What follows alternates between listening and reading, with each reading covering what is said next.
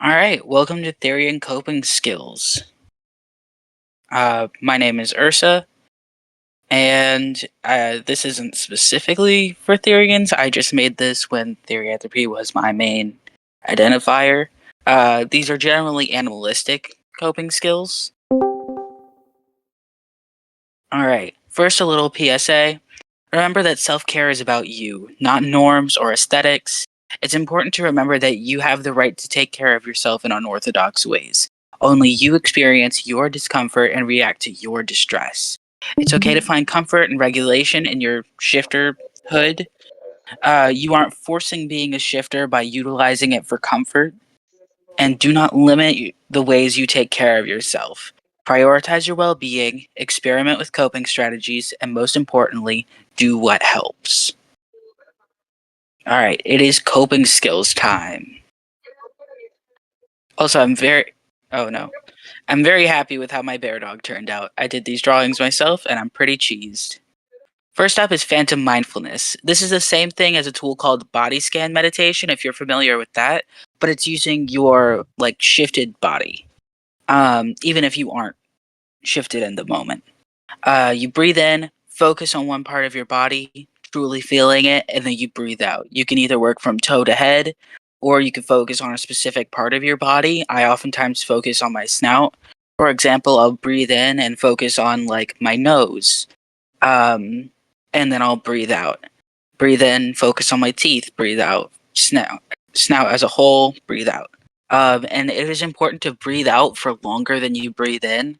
It is just scientifically proven to soothe your nervous system and get you out of fight or flight.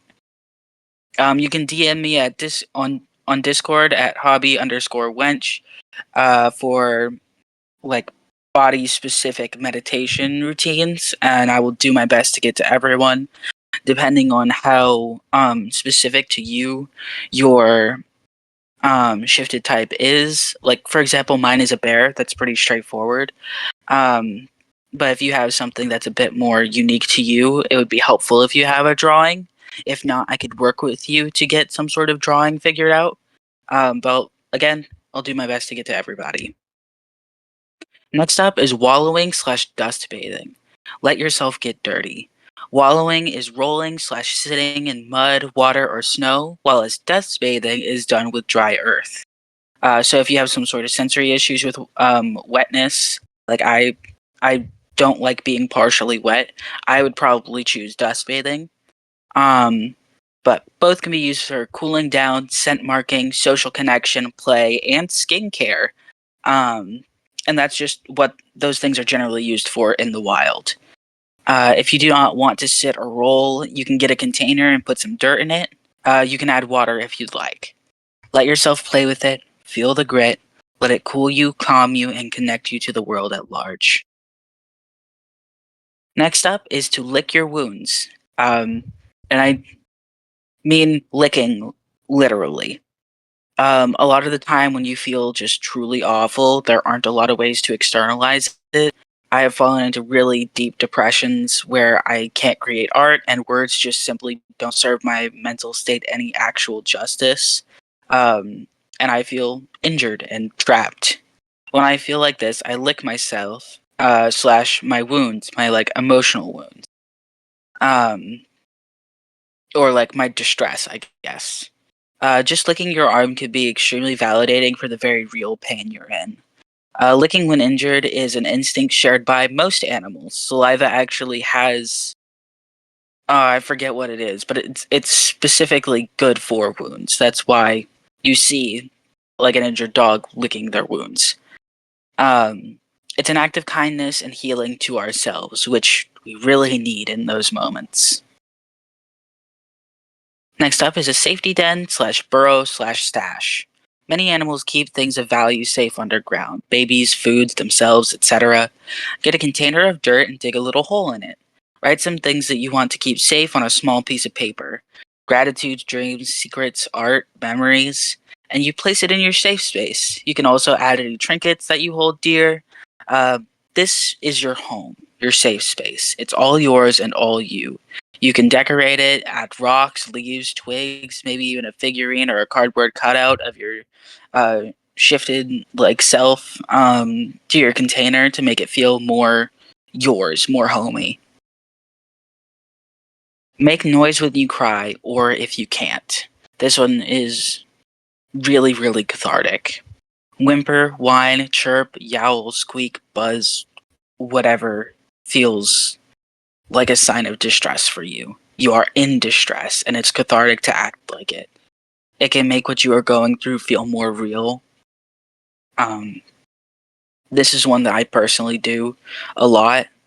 Same with some of the others, but this one, I struggle to cry a lot, and this feels like I'm still feeling an emotion if for some reason my body or brain can't really externalize it. Paw slash hoof slash pincher slash fin slash finger painting. There's so much pressure to make art something aesthetic that sometimes the expressionism of art is lost to technique. Using our bodies to make art takes down that barrier of art being made from tools and makes the art made from you. It makes it easier to express yourself. Allow your inner child and inner animal to embrace how you feel and put it on paper as clumsily and passionately as you can. Next up is xenofiction. Xenofiction is stories told from the perspective of a non human creature. Um, for this, as a coping skill, I recommend writing in first person. Um, Start with setting the scene with what you see, smell, hear, and feel as your shifted self. You can eat, get ready for sleep, navigate confrontation, take care of young, and so much more. This is an excellent soothing technique.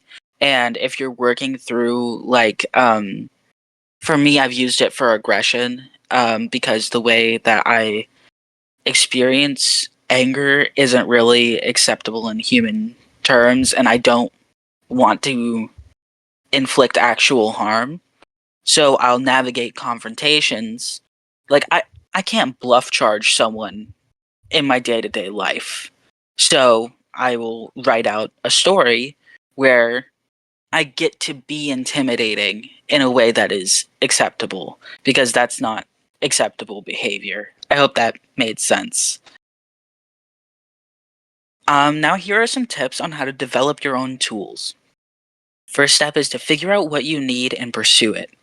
Do you need comfort and distraction from overwhelming emotions? I do recommend only seeking out comfort and distraction, primarily when you feel like you are going into crisis. Because if you prioritize comfort and distraction as your main coping skill, it can lead to some issues with actually handling distressing emotions, and it can lead to a lot of avoidance. Do you need expression to get out those overwhelming emotions before it leads to crisis? Or do you need grounding where you feel like you are caught up in these emotions and you can't process them because you are too overwhelmed with your life circumstances or just with how your body is feeling? Next step is to research um, your shifted self's like behaviors, how they navigate self-soothing, how they navigate stress responses and daily routines that they engage in that might not um, have been taught to you growing up because human society doesn't really teach a lot of these things when they could be really, really helpful. Finally, incorporate what you find comfort in: textures, scents, sounds, music, interests. All of these things are it's living life, but when you can utilize what makes life feel good to make hard moments feel better, it's it's a really useful skill to have. Um, well, thank you for coming to my panel. I really hope y'all came away from this feeling a little bit more equipped to handle some rougher days. I'm gonna open up the floor for some questions. Any uh, requests? That's the word I was looking for. Um, Yeah.